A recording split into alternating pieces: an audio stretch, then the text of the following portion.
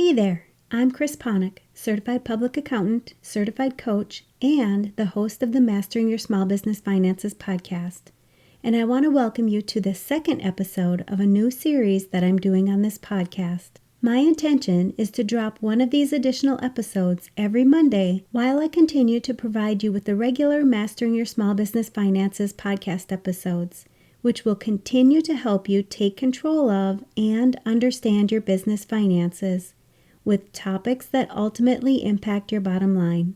I have many business owners, accountants, and other high-stress professionals who listen to this podcast, and I want to get more help out there for these individuals when it comes to mastering your mindset.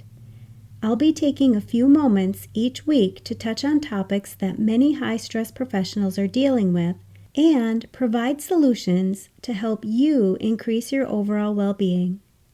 Because I know your time is valuable, just like the Mastering Your Small Business Finances podcast, my goal is to keep these episodes short and straight to the point, but full of useful information to help you succeed in not only your professional life, but your personal life as well. Today, we're talking about how you can put a stop to any procrastinating that you're doing. You might find that you're procrastinating in your personal or your professional life, and I've coached many clients who see they're procrastinating in both. Procrastination is simply putting something off.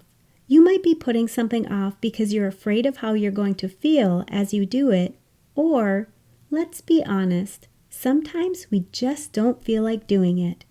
In either case, it's important to find out what is happening so that when you are aware of what's causing the procrastination, you can start working towards making changes if that's what you truly want in your life.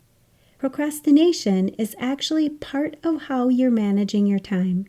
When you are deliberate with the time that you have and you genuinely plan what you want to do in your day, as long as you're following through with those plans, you'll more than likely have very little procrastination in your life. When you find yourself not following through with your initial intentions, or don't put the intention out there in the first place, this is where you'll often find procrastination start sneaking in. You might be thinking something like, I don't feel like doing this right now, and I want you to know that this is totally normal. To be honest, especially when you're doing something new or hard, you'll probably be thinking like this. Most times, you won't feel like doing the thing, but if it's a priority or something really important to you, you'll decide that it isn't negotiable. I want you to think for a minute.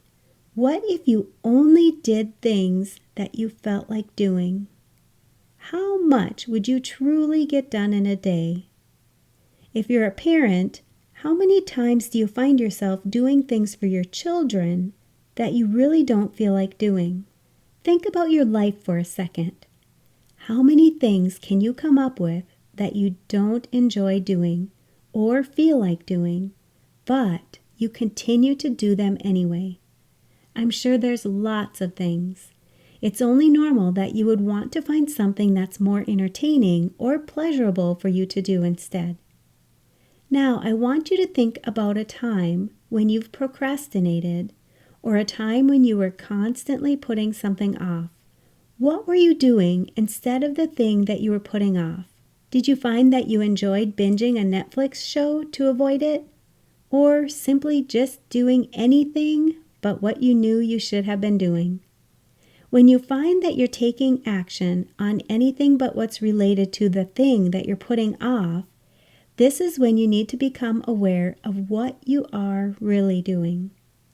Another way people experience procrastination is when they avoid doing something because they want to do it perfectly.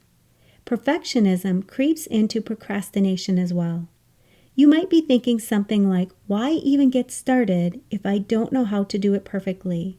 Or maybe it's something like, it's better to not do it at all than to do it imperfectly.